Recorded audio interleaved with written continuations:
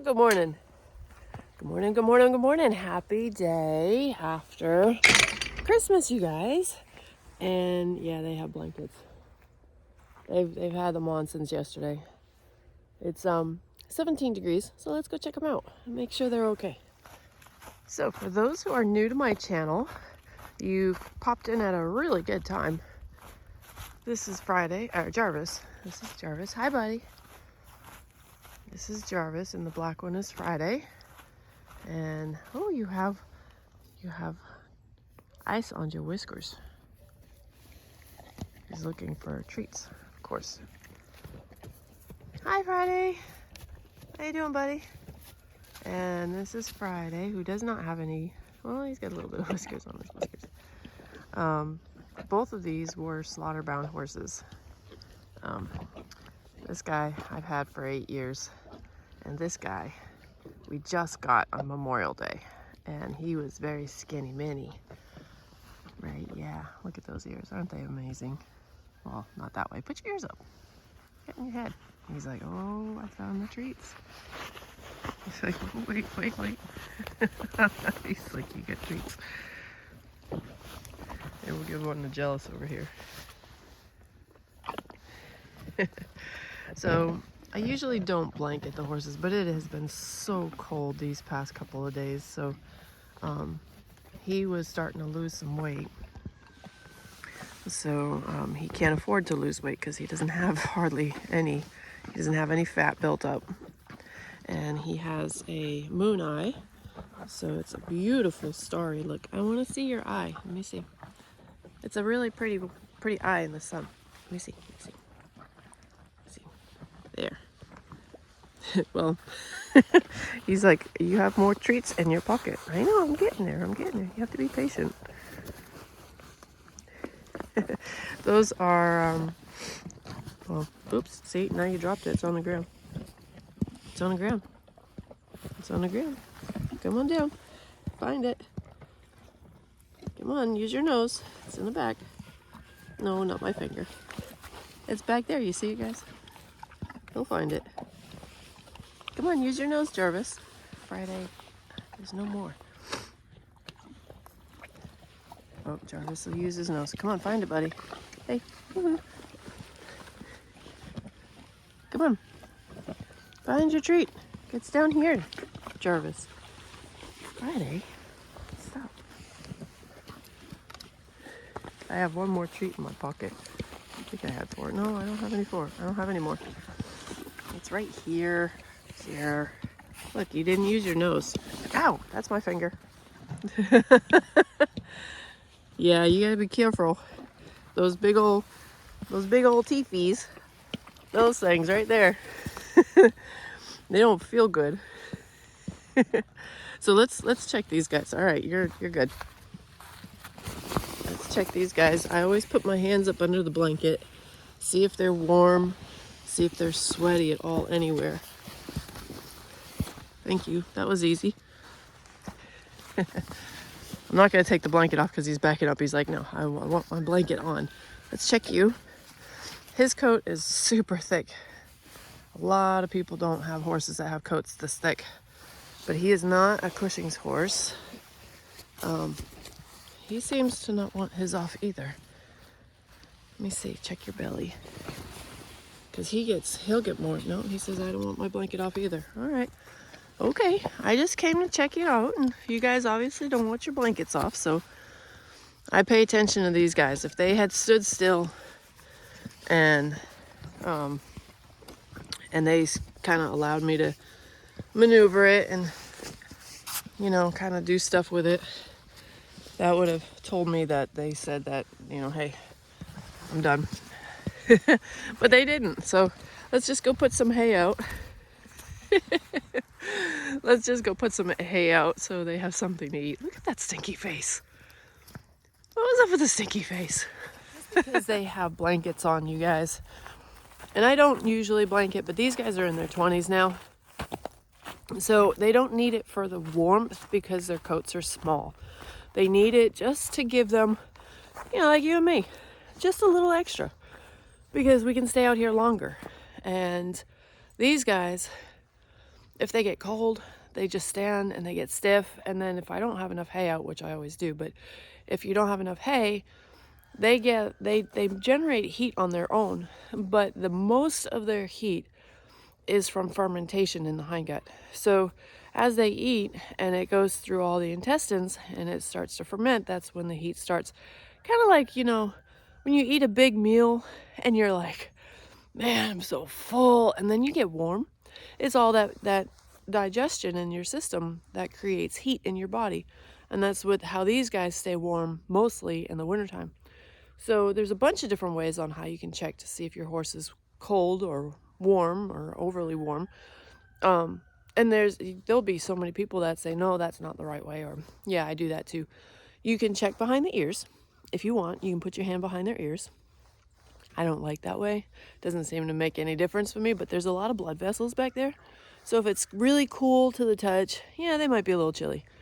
You can check on their chest. It's not very reliable because they have a lot of hair there. You can check on their armpit, like up underneath their front leg, and you can feel there and see if it's cool. That's one of the places that I like to check, because if it's cool under your armpit, usually the rest of your body's gonna be kind of cold. I know with me, if I have cold armpits, I'm kind of cold.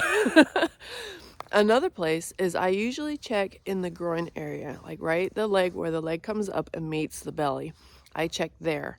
If it's nice and toasty warm, then I know he's nice and toasty warm. But if it's a little cool, then I know he's kind of a little chilly.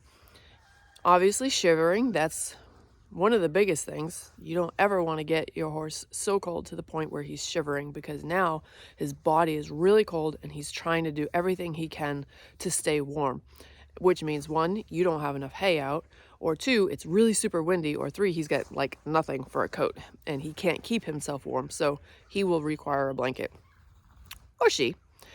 Another sign is the tail. Now the tail, a horse that's warm will have a nice hanging loose tail. A horse that's kind of cold will kind of clamp it down, and they'll be like, you'll look like this.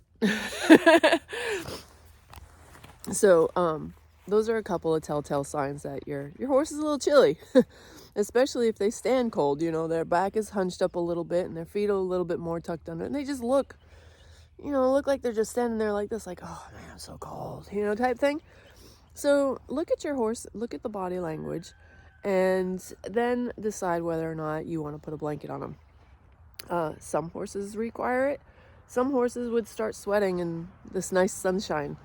It's probably, I think these guys are just happy to be extra warm. I think that's what it is, because usually the minute the sun comes out, I take the blankets off so their coat can fluff up and keep them naturally warm, because that's what it's supposed to do. But again, if you have a horse with a coat like that, how is it supposed to fluff to keep them warm? These guys, you just saw that. His coat is about that long. So his coat can fluff up. But here's the thing about long coats and fluffing. If it's long and there's no fat underneath there, if you have a horse that's all skin and bones that just came off the slaughter truck and he's got a long coat, having him fluff is going to help a little bit. It'll help retain some of that nice warm air between the skin and the outside world, but he doesn't have any additional insulation, so to speak. He's still going to be skinny.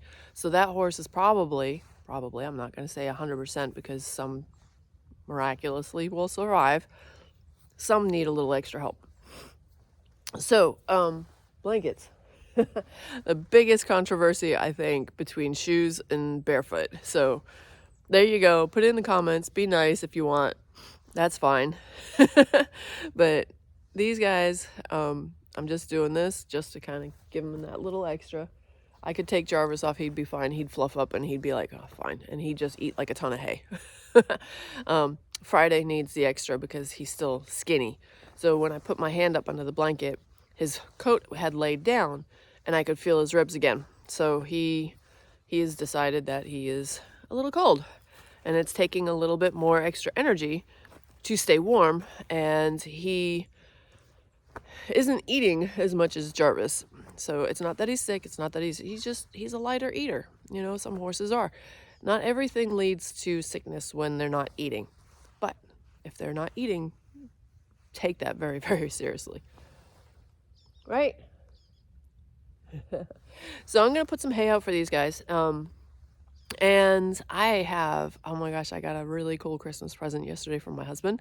I got one of those hand grinders, those little small ones. So his feet are going to get done very soon when it's not freezing cold and when my nose isn't going to fall off my face.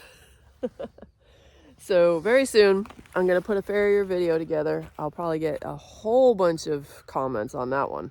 That I'm not doing it right, that my angles are wrong, or blah, blah, blah, blah, blah.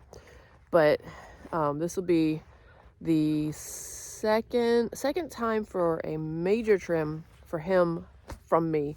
But my old farrier, Sean Blankenship, he taught me how to do his feet, and I watched them and everything. And his friend, Pete Ramey, they were very good friends growing up. I know a lot of you know who Pete Ramey is, and I got his book, and I studied that book like I was in college, and he signed the book for me, so I know that book. And then David Landerville, he's on the Vertical. He's on Facebook. I know some of you guys aren't on Facebook, but I think he might be on YouTube too. I don't think so. But anyway, if you're on Facebook, his name is David Landerville on the Vertical. And he's out in the West, so he's more Arizona. So a lot of his feet are like absolutely gorgeous purple. I mean, purple, beautiful. They don't have a lot of dampness like we do here. So he works on like a lot of sandy ground. So there's a lot of natural wear on the horses that he does. But he keeps them balanced, and they're absolutely beautiful feet. So these guys have thrush all the time because it's so freaking moist out here. You gotta love the South Carolina. But at least I'm not in like Alabama or Louisiana where it's like really humid outside. And husband's not gonna want to watch this video because I'm just rambling. But you know, I think I just got some good information there, you know, the blankets and stuff like that. So again, I'm gonna put out hay, and next coming videos I'll be taking care of his feet, which they need it. Friday, we're either gonna have to build stocks for him, but he is taking his time on learning to pick up his feet on his own, because that's what I do. I don't do stocks. I don't like stocks. They're expensive. And they can be dangerous, you know, if they break, if you don't make them strong enough and he decides to pull up. He doesn't have a way to put his foot down to say, hey, I need a break. So I've been teaching him to pick up his feet, and it's been slow going, but he's doing good. He's doing pretty good. But he does need a good trim, so we'll probably have to bring him back to the farrier and have them put in his stocks to get another good trim. But he's been doing really, really good. So anyway, I hope you guys have a great day. Thanks for popping in real quick on this quick little short video. Eeyore is over there in his little coat. Where are you, Eeyore? Eeyore, where are you, buddy? Oh, there you are. There he is, right there. So he's out here with his coat, and husband is still in the house sleeping, and it's been a very long day. We had a really, really long day yesterday, so I hope you guys all had a great time, a great Christmas. And I know there are some that lost their loved ones very short time ago, right before Christmas, and I know that's really hard. My dad's been passed away for 8 years in February, and Christmases are always a little quieter, but with a little bit of wine and a lot of family, it tends to be a lot louder. So at least in my family. But to all of those that lost their loved ones so close to Christmas, I'm really sorry. My heart goes out to you guys. And these guys, same. But we'll be seeing you next time. And thanks for stopping in. Thanks for watching. Thanks for liking. Thanks for sharing. I like all that stuff. YouTube likes all that stuff too. And we'll see you next time on Summerfield Farm and Draft Horses. See you later, guys.